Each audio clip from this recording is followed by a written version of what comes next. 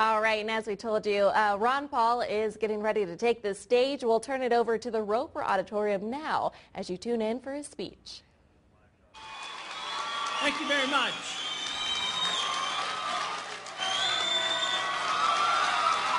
Thank you.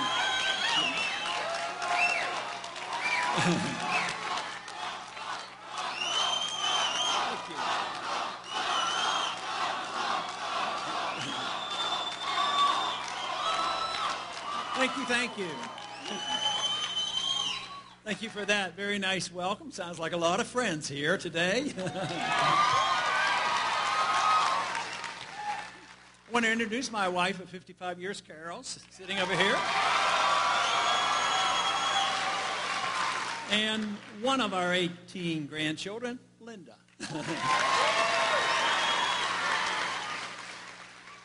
Appreciate very much you coming out. There wasn't much notice that I would be coming through, but I'm delighted to see so many and so much enthusiasm because there are some very important things going on in the world. All elections are important, and sometimes every election is the most important in history. Well, I don't usually say that, but I do think there are economic and political things going on right now, whether they will be solved or improved or what will happen with the election. But I do know there's a lot of big issues coming together. In the past, I used to talk a lot about, we can't spend all this money because all we do then is we pass the debt on to the next generation. And some people still say that, and there's some truth to it. But I've quit saying it and quit emphasizing it because I think we're the next generation. I think we have to face our problems. We're paying for this debt. That's why the economy's in a very weak state, and why the wars keep going on and our civil liberties are being violated. So we have to address that. It's this generation, it's our time, and that is why it's so important. But the magnificent thing to me about what's happening in the country to address these problems is not so much, matter of fact, what's happening in Washington is in many ways irrelevant because they're not doing the right things, they're doing the wrong things. But where the really great things that are happening outside of Washington, the people are waking up and they're sick and tired of what we're getting.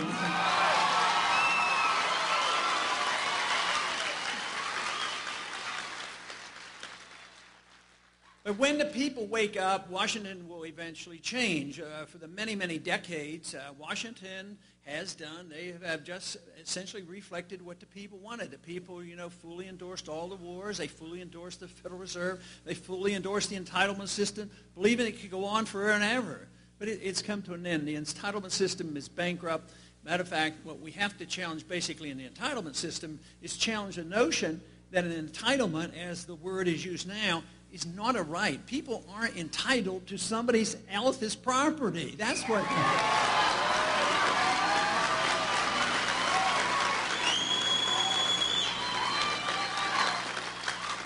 But I'll tell you what we are entitled to, and this is what we have to emphasize. The fact that our lives and our liberty come from our Creator. We are entitled to our lives, and we are entitled to our liberties, and we are to be responsible for our lives. But under those circumstances, if it is our life and if it is our liberty, we ought to have the ability and the right to keep the fruits of our labor.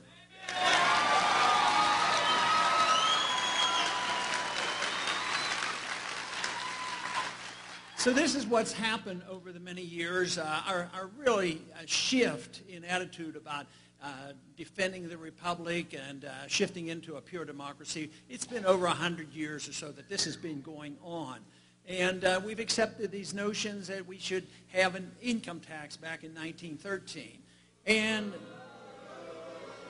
it was guaranteed that if you have an income tax, they're going to collect a lot of taxes, and what will happen? Government will grow. And that's why the founders didn't give us an income tax. So when the republic comes back, we won't have an income tax any longer.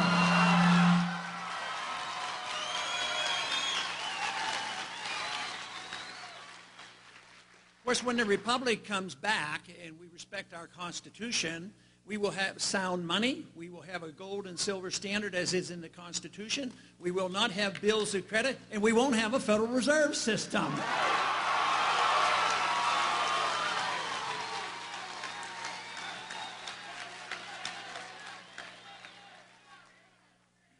basic flaw in the income tax and in many ways with the Federal Reserve, the assumption is made that the government owns us and they own all the fruits of our labor, and we're allowed to keep that portion that they permit us to keep under certain circumstances. And this is a bad assumption because, therefore, we give up our right to our life. We should be able to own our lives, but we have to be responsible with that life. We have to assume responsibility. If we mess up, we're supposed to assume those responsibilities. If we do well, we ought to be rewarded. That's what freedom is all about, and I think we've lost that, and that has to be renewed if we expect to once again have a society that is based on peace and prosperity.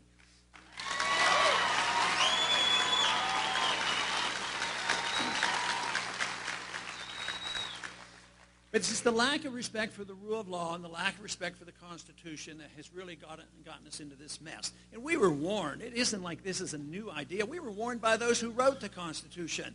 They said, be very careful, because if we are not a moral people and we choose to disobey the law, no matter how well the Constitution might be written, it won't work. And I think the Constitution had some flaws, obviously. So therefore, the Constitution was deeply flawed, and we failed to follow it. And that is why we're into this condition right today. For instance, we mentioned the tax issue. That was not part of the original Constitution. Then we had the banking problems that we've gotten because we have a Federal Reserve System. But just think about how we go to war. How much power have we given to the president? I want to be president. But I don't want to be president to run your life. I don't think I can.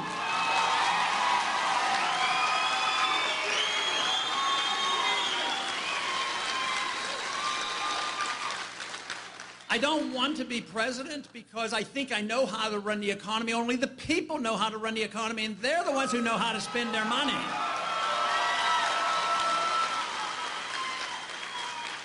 And also, a president who's a truly constitutional president would never embark on a war without explicit permission from the Congress and the people with the declaration of war. If we have an enemy, we declare the war, fight it, and get it over with, and come on.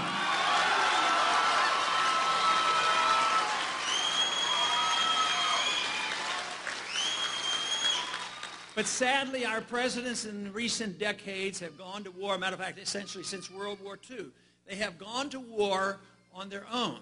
They do not get explicit declarations of war. But worse than that, lately, they don't even mention it. They don't even debate it. They don't even go to the Congress. They go to places like United Nations and NATO and get the authority. So they have undermined our national security. We are not a stronger nation. We do not have stronger national security, a strong national defense by belonging to these organizations that dictate to us what we do in international affairs. That should be the business of the American people and the American government, not the United Nations.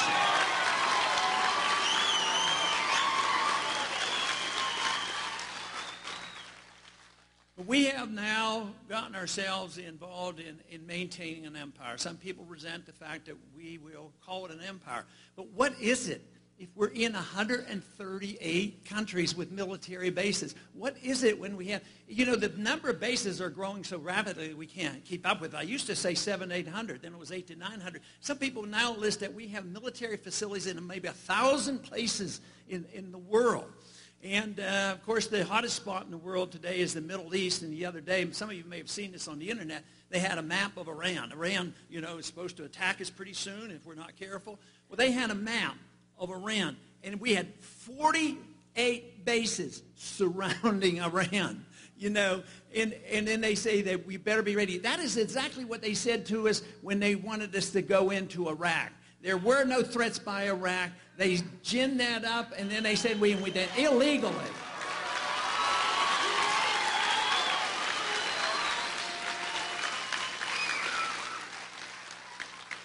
Since we've been fighting over there these past 11 years, over 8,000 Americans have died. We have spent trillions of dollars. Our national debt is up now $4 trillion because of the foreign expenditures in that region. And it's not ending. The proposals, and every once in a while you say, well, we're going to cut back on such and such from the military-industrial budget. But they aren't cuts. They're just cuts on these wild proposed automatically increases over the next decade. So right now, there's nobody in Washington, no other candidates that's advocating real cuts to the budget. And across the board, I say that we should cut $1 trillion out of the budget in 1 year is what we need.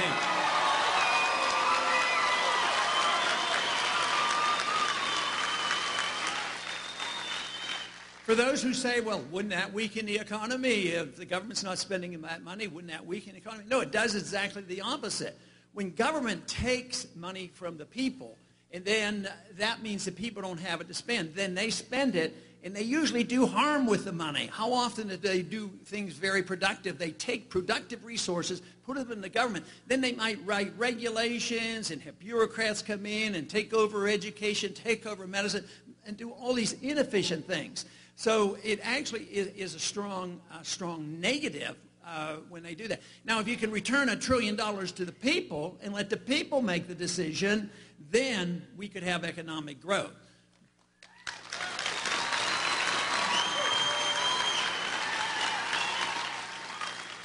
When you don't have economic growth, or you try to repair the problems that have come about because of the Federal Reserve and the tax system and the regulatory system, when they take it over, they actually make things that much worse. But what else happens? When there's easy credit system and this system of money that's designed in secret by the Federal Reserve, guess who benefits from the bubbles? There's the rich people on Wall Street and the people who run the mortgages, Fannie Mae and Freddie Mac, and the military-industrial complex, the politicians. They all benefit by this creation of new money. And then when the crisis comes, they say, oh, there's a depression coming. A depression is coming. So we have to bail out the people who are suffering. But what did they do? The Federal Reserve bailed out Goldman Sachs and the other banks and the military-industrial complex. And then the whole pretense of why we have the entitlement system, give everybody a house, give everybody a free education and free medical care. Guess what happened to the middle class? The debt was dumped on the middle class. The debt was bought by the Federal Reserve, put into the Federal Reserve and into our Treasury. So the debt is on our heads now. And this time, what happens to those that were supposedly this system's supposed to help, give those free things to help people who might fall through the crack? They're the ones who lost their jobs. They're the ones who lost their houses. The middle class is shrinking. The middle class is poorer. The characteristic of a free and prosperous society, which we had the freest and most prosperous society at one time.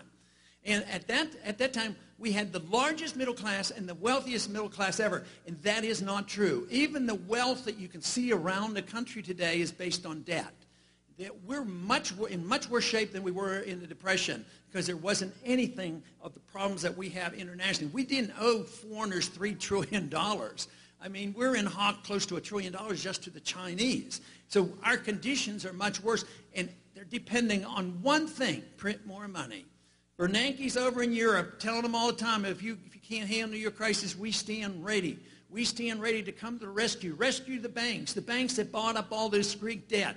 And because our banks are intertwined with their banks, he says we have to prop them up and we have to bail them out at your expense. And that is what's wrong with it. It's wrong because it's a badly flawed financial system, a monetary system, and it's a badly flawed economic system that we have where the government does nothing more than pass laws to try transferring wealth back and forth.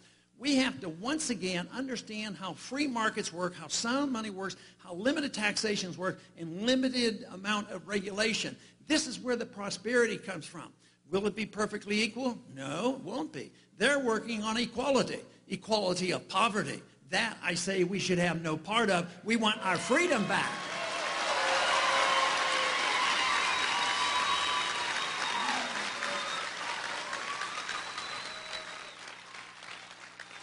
Somewhere along the way, we lost the notion that only Congress was supposed to write the laws. Who writes the laws today? Supreme Court gets involved. The courts get involved. They make rulings. Do they just rule constitutional or not? No, they get in the business of writing laws in their declarations. It is only Congress that is supposed to write laws.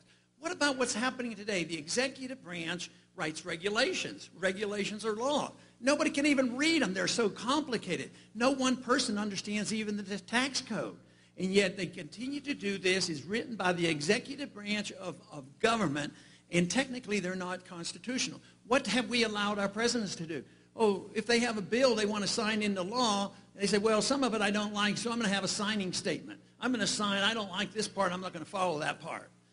Signing statements aren't part of the Constitution. What about executive orders? Some executive orders technically could be constitutional, very rarely when it's related to the military or operating a war. But for them to write executive orders to get around the Congress, like this current president has done recently, he says, well, Congress won't pass these environmental laws. I want to do it on my own. He writes his own laws. That is not proper under our Constitution. Only the Congress should write the laws.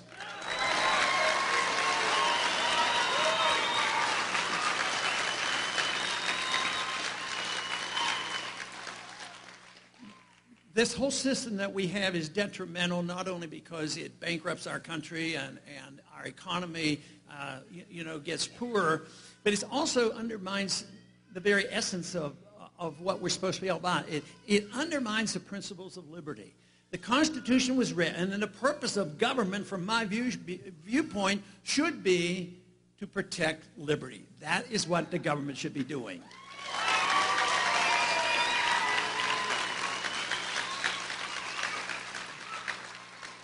But that is the one area that they're not dealing with. Just think about privacy.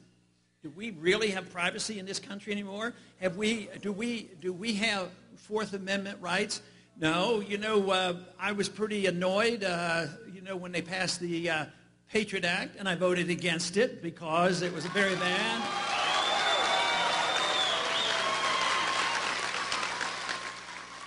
But when I talked to another member of Congress why he was voting for it, I said, you didn't even have time to read it. It's only been on the floor for an hour. He said, well, I know. I said, there's going to be some bad things in there. He said, oh, yeah, I know. I said, well, why are you voting for it? He says, well, under these emergency conditions, how can I vote against the Patriot Act? And he says, how would I explain this if I had to go back to my district? I said, well, that's your job. Go back home and explain your vote to your district.